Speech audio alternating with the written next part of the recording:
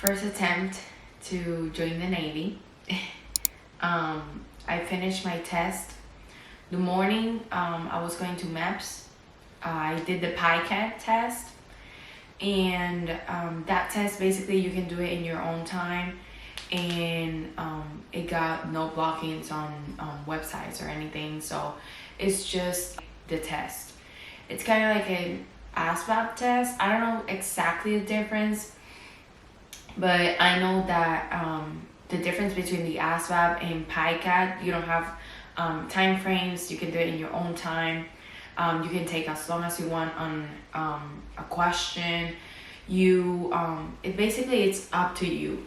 If you want to do it in a whole week, like if you want to have a week to finish it, I think you can do it. But I started Wednesday, November 28th, and I fell asleep and couldn't finish it, and I finished it in the morning of November 29th.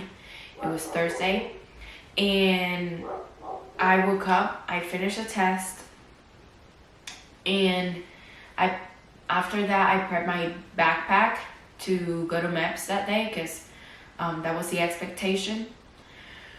So I showered, got ready, and then I headed to the recruiter's office. My parents dropped me off that day, and basically my recruiter explained to me the process of everything, and the process of the medical part, and what we were gonna do the next day and stuff, and how we were gonna work, like basically how everything was gonna go regarding that day and the next day, and the whole process, basically what I was supposed to be, where I was supposed to be. And then he took me to Dallas MEPS, which is about an hour from the McKinney office that we are at. And we passed security at MEPS, and it's kind of like the airport style. This time I didn't have any issues at all regarding like my stuff or anything, because I didn't bring anything that I knew would get me like in trouble or something, because you can get in there knives or of course guns, or like racers, you gotta take them out and stuff like that. So I didn't take anything that would risk me to them calling me out, of course. And we passed security and went upstairs, because it's a building, and we went upstairs to the area, and we went straight to the Navy office, to the Navy section office, because they got different sections. It's a whole floor. They got different sections, and they got the Army office, Coast Guard, they got Navy, they got Air Force on the other side. I think Air Force on the other side, and then they got like Marines and different stuff. So we went straight to the Navy, and they couldn't find my name. Like, we have to wear these tags on here that has our name and everything, and it says like our process in the general process, so our status in that process. So basically I think mine that day said ASVAB taking or testing or something like that. I think it was testing, and it was saying basically my status on the process. So we couldn't find my name tag, and so my recruiter talked to them, and he spoke with them and whatever, because I was scheduled, like he did his thing. So they finally, like after I would say like 15 minutes, the longest, they found me, and they gave me my name tag to be able to start my process, or go out of the office and start everything. So basically after that, we went to the lobby. He left me there. He said to call him and let him know after I finished my test. After that, they took us to another section right there, that it's where they sit you to, they sit the people that are going to take the test. And there was this guy that he was there, and they ask you for your social security card, and then the driver's license or something like that, and then the sheet that you should have with you to take the test, because that's kind of like your ticket to take the test. And so you go up to them, they make you sign something, and then after that you sit back down, and it didn't take long. It was pretty quick, everything. And so basically they called me, and they make a line, and then they take a couple amount of people, like I think we were like 5-7 people, and they took us inside the testing room. So the testing room, it's a bunch of computers, a bunch of laptops, and you just get your section, and you start taking the test. Basically, they put you in a place, they assign you a seat, and it has your name. You gotta make sure your name is right or anything before starting the test, that way they can fix it. And making sure you are that person too. So yeah, basically that. And after that, you just start the test. So my test, in my case, since I took the PICAD that morning, I finished the PICAD that morning, so I was supposed to just verify my test. So basically, verifying my test will look like 30 questions randomly, like shuttle questions from the test that I took. They could be different questions, but it would be the same method kind of thing, because they got different sections. They got a math section, they got a verbal expression section, they got a paragraph comprehension section, and they got different stuff. So basically, for me, it would look like 30 questions from any section, from any type, and I will have to answer. It will be 30 questions. I will have to get right 28 out of 30, and that way I would pass my PICAD test. So the score that I got in the PICAD test will be like valid, basically. And that way you're just demonstrating that you didn't cheat, or didn't look up the questions online or stuff like that, because you're not supposed to. So for me, it was kind of crazy, because I don't know what happened with my computer. I don't know what happened at all. Like, after I did the 30 questions, it took me to more questions. So I was kind of confused, and I really didn't care at that point. I was like, I'm just gonna answer them, because I was scared to even ask people out or even talk to people, because I had this expectation that people there will be like really rude, or they will call you out or something, and I was so scared for everything. I didn't want to talk to anybody if I didn't need to. I didn't want to ask for anything. So basically what I did was that I just did my thing. I just did whatever it was in front of me. So I did my whole test of PICAD, my whole verification test, and then it took me to take more questions. And whenever I finished that section, that I didn't realize, because it was more questions, I was just like answering them. So I realized it took me to a part that I did in the beginning whenever I was taking the PICAD test that morning before I left for MEPS. So then I was like, I'm just retaking this test. I mean, like, I'm redoing the whole thing, like, what's going on? So I kept going anyway. And then it took me to like whenever I finished the whole test, it took me to like a section that apparently is only the Navy's, like, according to your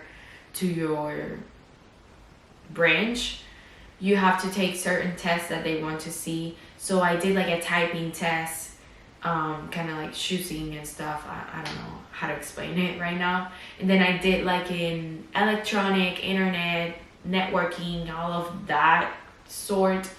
That was the hardest part, I would say. That was the hardest part, because I didn't know what it meant, anything electronic wise. Like, it was like internet stuff, like codes, or it's like more computer science kind of thing that I really don't know about. So basically I just did however I could and the best that I could do to my knowledge. And basically after that I went to the desk because you gotta raise your hand and they shut your computer, or log you out or something, and they send you to another desk, to the desk area. And he asked me if I was going with my recruiter or going to the hotel. At that point, I didn't know, so I just said I'm going to a hotel. And he was like, okay, then find this guy. He described me the guy. He was like, he's gonna look like this. Find him and go with him, because he's the one that's gonna take you to a hotel. I was like, okay, thank you. So I found that guy right whenever I got out of the testing room. And I went up to him. I was like, he asked me, are you going with your recruiter, or are you going to a hotel?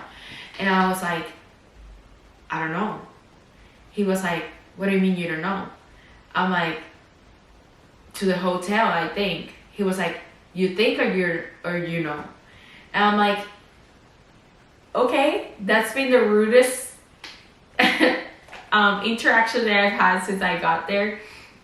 Because again, I had this expectation that everyone would be like really rude or like, harsh on you. And they weren't. They were like normal people. Like they would talk to you in normal, like level, volume, I would say. Nothing was abnormal. Just that interaction was the only one that I had, like, I felt kind of rude-ish. But, I didn't expect less. So at that point, I was like so confused. I was like, I don't know, let me talk to my recruiter. So I was kind of mad at that point too, because it was kind of like, why do you have to be rude? You don't have to be rude. I don't know. I just got out from my test. I don't have my phone. I don't have anything to contact anybody. I don't know what's going on. So basically, I went to my locker and turned on my phone, because I turned it off because I thought you weren't like allowed to have your phone. So yeah, so everyone was like using their phones and stuff until like the testing time. So you put it in a locker, and then you take the key, and then you can, after you out of the test, you can take your phone at least. But it was pretty normal-ish. It was like back in high school whenever we took the SAT, or whatever, like, like normal testing, like back in high school. So I was like, what's going on here? I had like higher expectations of being like strict. So basically I went to my locker back there, and I went to my backpack and turned on my phone, and I saw some text from my recruiter. He was like, do not get on the shuttle and whatever. And I'm like, okay, what's going on? I'm not sure. So I texted him, and I was like, I just finished my test. And he was like, he called me, and he said, do not get on the shuttle, do not go with them, I'll pick you up. They called me, they stopped your process because of your medical part, they have to review some stuff, whatever. And I'm like, okay, so I'm not going today. Okay, that's fine, I guess. So then whenever he like picked me up, he explained it to me, and he was like, you need a medical clearance kind of thing, and your medical part has been stopped. They gotta review it, and it could take about 10 days. And hopefully you pass. If you don't, then you get like completely disqualified, because you don't meet the medical requirements, whatever. And I'm like completely disqualified, like not even an option to be able to apply later, like to try later. So I was kind of stuck there, and yeah, I was kind of like, it was crazy. Like I was so scared. I was like, am I not gonna be able to do this at all? So I got a score of like 34, I think. I'm not sure right now. I was trying to look it up, but I can't find it right now. So I got a score of like 34. So my options were like pretty limited to, I would say, to my taste. Because basically my goal was to, go into the Navy as a corpsman. Basically, corpsman is like the medical job for them. So at least a hospital corpsman, because I want to do the Fleet Marine Force corpsman in the Navy, which is like working with the Marines and stuff, and you train with the Marines, and it's a long process, and you do like basically everything. It's really awesome. I love it. But at least for me to be at least a hospital corpsman, which are the ones that are usually in like the hospital of the base, I didn't have to score to that because it's not according like the overall score. Like the whole aspect score was 34, but I got higher in the engineering, mechanical part, math for some reason, which is like crazy for me. And it was like really rare. Like I'm like, I know more about this other areas. Why did I get higher scores in these other areas? Like, you know, like this, like engineering and mechanical thing. So it was really weird. It was surprising too that I got higher scores in those areas. So the jobs that I had options to were jobs that involved that, like aviation engineering or stuff like that and stuff of that sort. And it was surprising for me. It was shocking. I was like kind of disappointed because I wanted the medical job, but I was like up to it. So basically I have this option of doing packed, which is like I can choose between fire,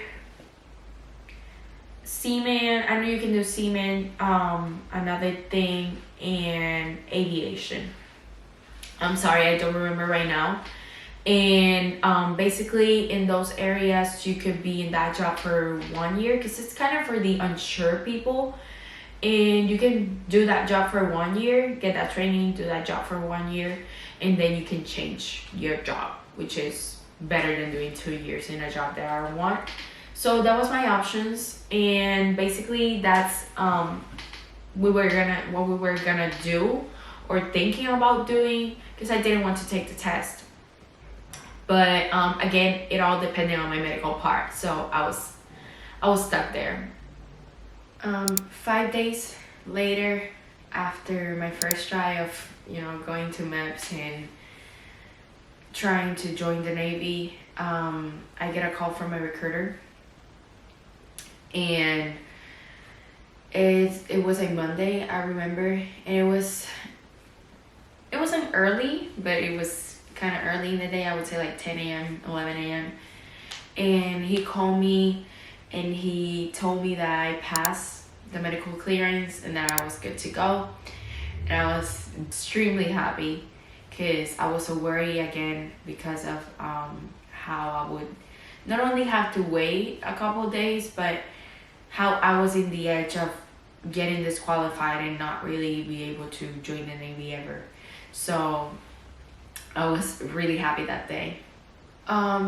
This was the day we had set up for me to go to MEPS and do the medical part. I didn't want to retake the test, so we were just gonna do the medical part, and really just I was going to go to the hotel, the medical part the next day, and sign for a job. And that morning I texted him saying that that I wasn't gonna join the Navy.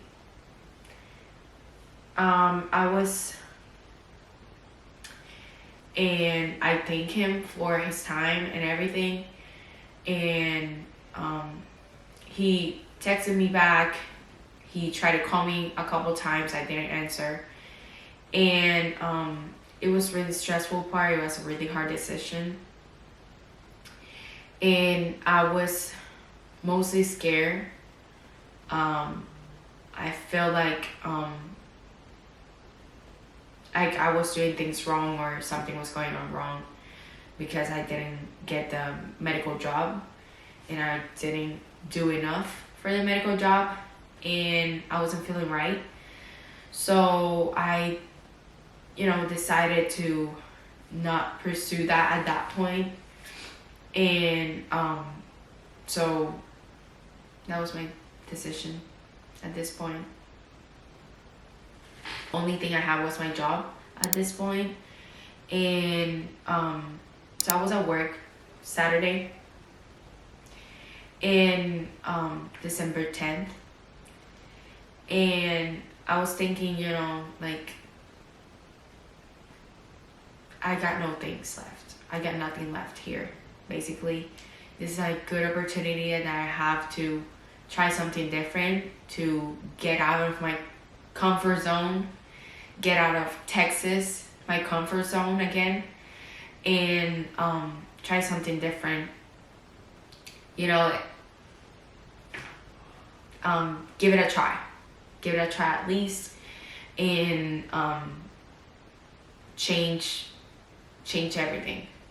So basically, I texted my recruiter and I apologized to him, you know, because of all the drama that went on that Thursday.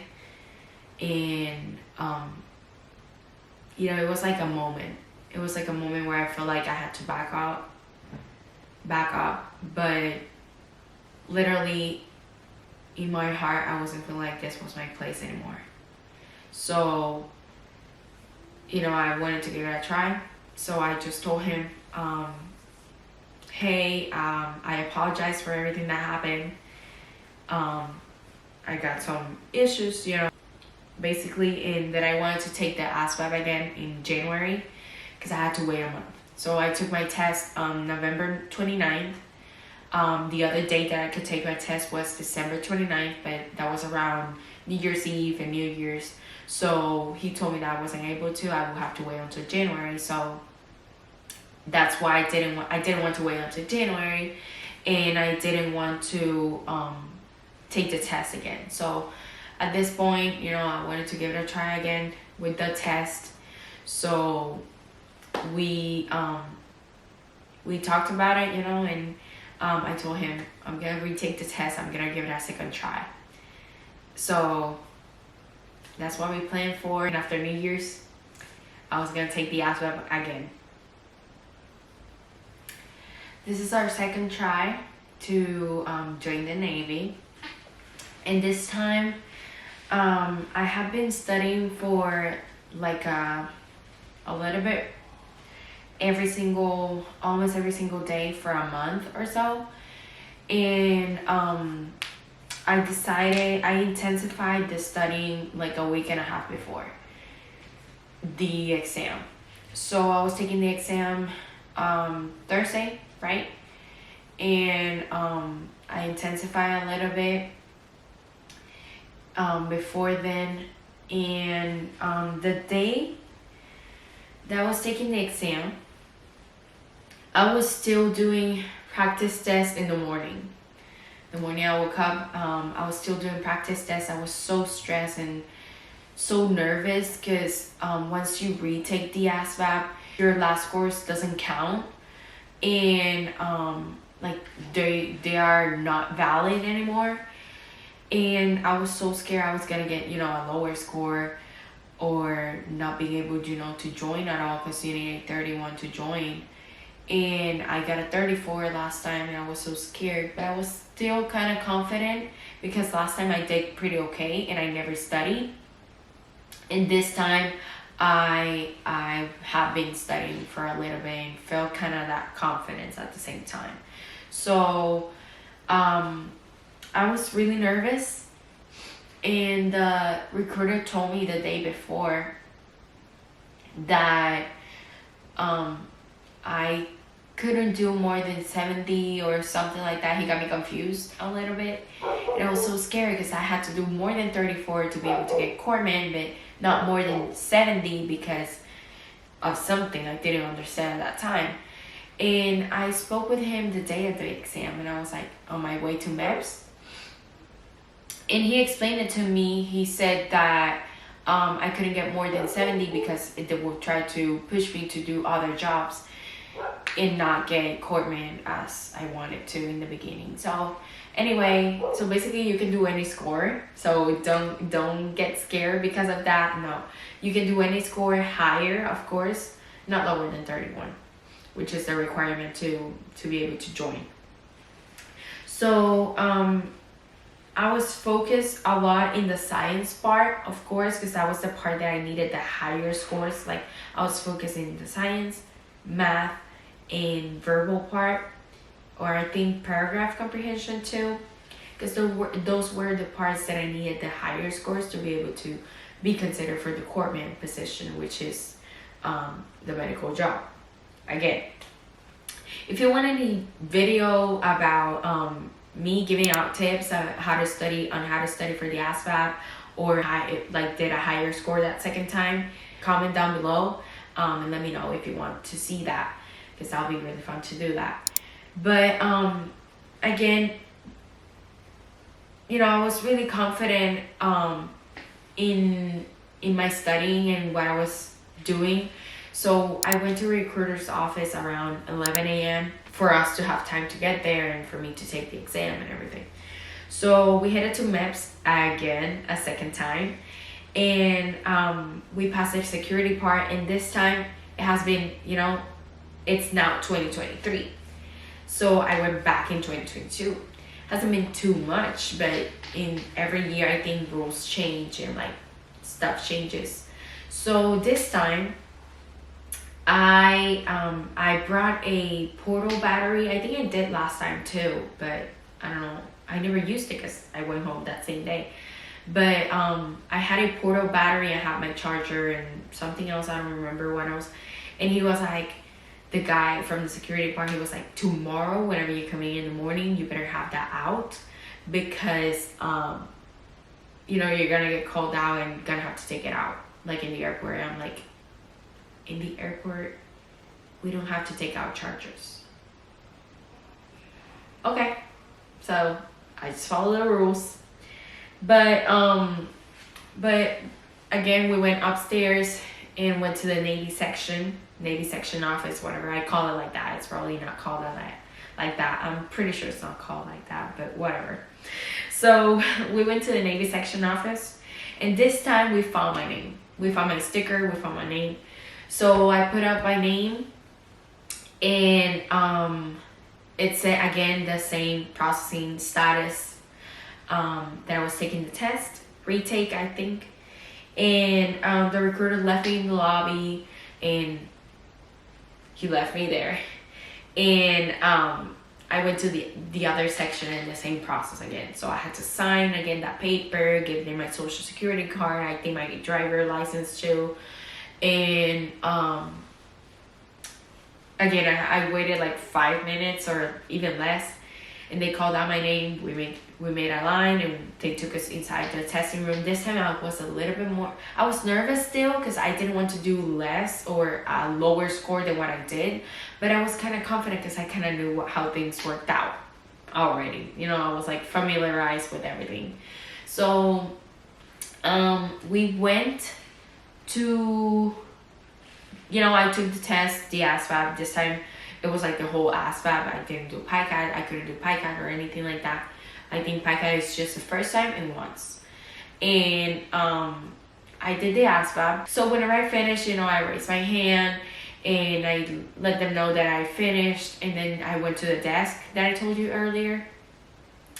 And this time the guy, he was like, I was so scared, deadly scared that I didn't make it. And he was like, what score were you trying to reach? And I was like, around 50s. And he was like, you did better than last time. And I'm like, whew, okay, fine. I was extremely happy in the inside. So my recruiter can see my actual score. He didn't tell me my actual score, the guy there. But my recruiter can see my actual score, like within minutes or something, or automatically. I'm not sure. So he was able to see my score. So whenever I went out, I texted him and I was like, what was my score? Did I do better? Whatever. And they told me I did better. And he called me. So he was like, go to a hotel, whatever, wait for that guy, whatever. It could not be enough for you to go to corpsman, sign up as corpsman. I'm like, okay, I'll just go with whatever, I just want to join the Navy. And he was like, okay, that's fine. Are you going to a hotel? I'm like, yes, I'm on my way there. Okay, then call this person, call this chief whenever you get there, and stuff and give me instructions. I was like, okay, thank you. So he sent me the pictures of the areas, you know, my scores in such and such areas. And basically I did better in like the parts that I needed, but I'm still in the edge if I'm really gonna be able to get coordinate. So at this point I didn't care. It's not that I didn't care, but I didn't mind. And I was okay with doing whatever, you know. So basically we decided to go with my score, and I was about to sign. So I waited there, and the same guy that was rude to me. And so we went with him, we made a line, we went downstairs, and they had like this van. So we got into the van, got to a hotel. It was this Westin in Irvine, and it was pretty nice. Apparently it was a new hotel. It was kind of far. I think it was like 20-ish, 30-ish minutes. And they took us to a room, like specifically for us, like a meeting room kind of thing. And so this guy, he was an army guy. I think he's retired or something. And you know, he explained to us everything. He was like, you're gonna eat at this time, you gotta follow the rules, you can do this, you can drink, you can go out and do this. If you're under 18, whatever, you don't go crazy. It's the day before your medical part, because it happens. I guess they say it because it happens. So I didn't care about that because I don't do any of those things. But basically he just gave out the rules. He just gave out kind of like how everything was going to work until, especially dinner, which it was around 6 p.m. And at 8:30-ish, I think it was, we had to go back to that same meeting room and meet with him. It was like required before we left. So basically, he gave us our room number.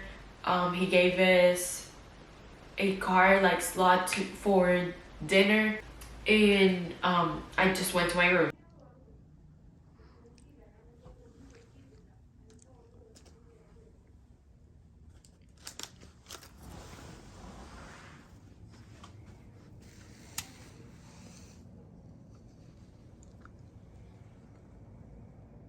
Right?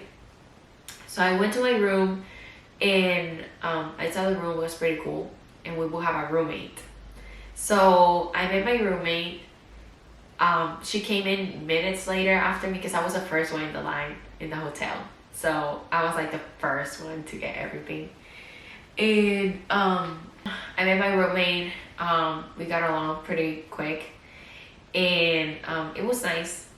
I'm still in contact with her. And she's doing army though. She's doing army, and another girl was doing navy, and another one was doing army too. So we met them whenever we went down for dinner at 6 p.m. I was so hungry, and the food, it wasn't good at all.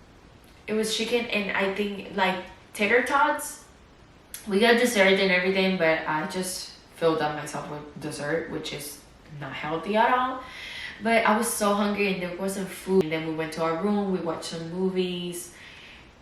We watched like a movie for some time because then it was 8:30. That was the time we had to go there. So we went down, and the video that he was supposed to show us, the guy that was in charge of us, it wasn't working out. So he just gave us a brief, and we were able to leave pretty quick from there. So that was good. So we went back to our room. We watched some movies after that. No, I'm lying. We went to the last floor and went to see a gym and everything to like meet the hotel because we were bored. But yeah, there was nothing else to do. We couldn't go out of the hotel. Nobody was gonna come to our hotel and meet us there, of course. And yeah, I showered and then we went to sleep. We went to sleep pretty early, I would say like 10 p.m. because we were supposed to get up at like 3 a.m. because I wanted to shower before going to MEPS. So yeah, I woke up before her. So I was able to, we talked, we socialized a little before, and got ready and went down to like check out. And you had to check out with your roommate. Like, you don't just go check out with like just yourself and stuff. If you were by yourself in the room, of course, but if you had a roommate, they know that. So you gotta check out with your roommate. If not, you're gonna get in trouble and called out. So we checked out. We were pretty fine, pretty okay. We were fine because we were following the rules. Our breakfast, whatever, we sat down. But it took that much because it was a lot of kids and it was a lot of people that by the time we got to sit down, it was already time for the Marine retire, I think, for that guy that was in charge of us that morning to give us the instructions for that morning.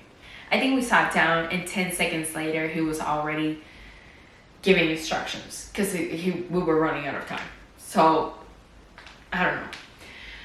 So basically, he gave out instructions and then he called out some people, volunteers, that wanted to like talk or something. He called volunteers. He didn't say they were gonna talk in front of everybody, but I didn't volunteer. So basically, he asked them their name, where they were from, and what branch they were going in, and I think their job in the, their planned job for that part. And then it was time for us to get on the bus. It was already like 4:30ish, I would say. And then we got like at 5 a.m. to MEPS, and we dropped off. And it was so emotional. I was so nervous, but it was so emotional at the same time because I never thought I would be doing this, to be honest. I never thought in my life that I would be even considering joining the military life ever in my life. Ever. And it's like, at this point, it's so exciting and it's so like dreamy. Again, in the same process, but it was like a longer line, tons of people. It was kind of cold outside, and it was like having to go through all the security process, but with more people. So it was full, it was hectic, it was run. So once you get there, once you pass through security, you gotta go to the floor, of course. And whenever you get to the floor, you gotta go to your office. So thank God I go into the Navy. Now a lot of people go into the Navy because it's hard to get into the Navy. Army office, the line was going out almost to the door that we have to get into. But for the Navy, it was pretty quick. It was pretty quick, and they got my phone. They locked it, and then I got a sticker, and this time it had like medical something written on, and I was good to go. Then it's run. After that, it's run.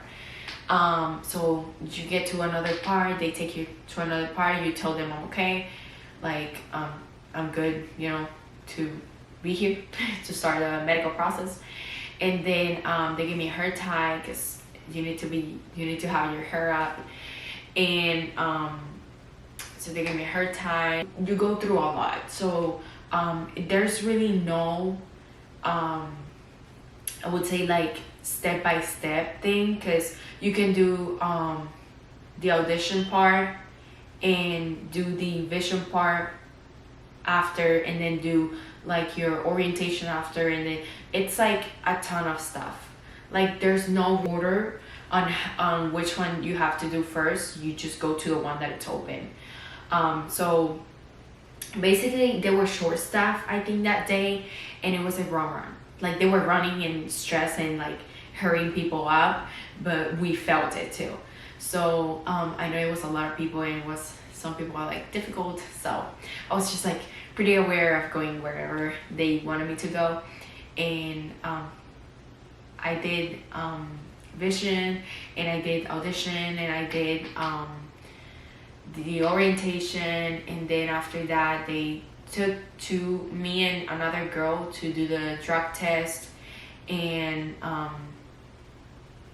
and then I did the blood drawn, and it was a lot. We were all over the place, and they had me sitting for a little bit, but I never get like dizzy or anything. But after that, they got me really quick to see the doctor, and they were like, "You're gonna get out of here earlier," because I really didn't have any issues. I don't have any medical issues at all. So basically, it was like pretty quick for everything. So yeah, I saw the doctor. Everything was cool, fine. I was supposed to get a waiver for my medical part.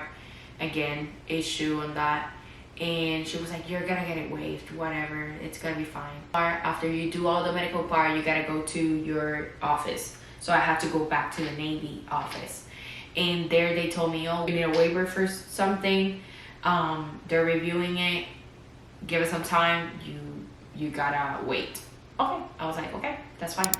So they gave me my phone back, and I had to wait, of course, for like, I think I waited like an hour or something, and it was already time for lunch. Like at 10 a.m. it was already lunchtime. So, which it makes sense because I was like deadly hungry. But that was the best sandwich. The best sandwich. I mean, second time because last time I tried it. But the best sandwich I've ever tried in my life. Like the bread, everything is the best sandwich. So I was the first one again. I was the first one there in the line to get lunch. So I got my lunch really quick and everything. And then I met with the other girls and they were there. So we ate lunch together, and some of them were still waiting on some stuff. And I was still waiting on my response back and everything. So we finished lunch. We stayed there talking, and I was the first one that they called. And they called me and they were like, "Oh, you gotta go back because you need a letter from your doctor stating whatever, and you gotta go back, call your recruiter because you're going home." And I'm like, I was so disappointed, but I mean, it was a great time, but it was so disappointing. My recruiter picked me up. I spoke with him. He was trying to figure something out, but we couldn't do anything. So he picked me up. I went that same day, Friday. It was Friday, the 6th. Basically, I went after I got home. I mean, after I got to the recruiting office that day, I went straight to the doctor's office. They gave me an appointment for Tuesday. I think Tuesday, January 10th. And so that day I would have that letter. Okay. So I went to the office Tuesday, and since I haven't been seen for more than 6 months, they weren't gonna give me the letter because I wasn't under any treatment, and they didn't know anything about me because I just went for my new patient appointment. And yeah, it has been more than 6 months. They weren't gonna give me the letter, so they had me waiting 2 months. It was supposed to be 3-month follow-up, but 2 months for me to get my letter. So I'm stuck here still. Great. To be continued. All enemies. Against all enemies. Foreign and domestic.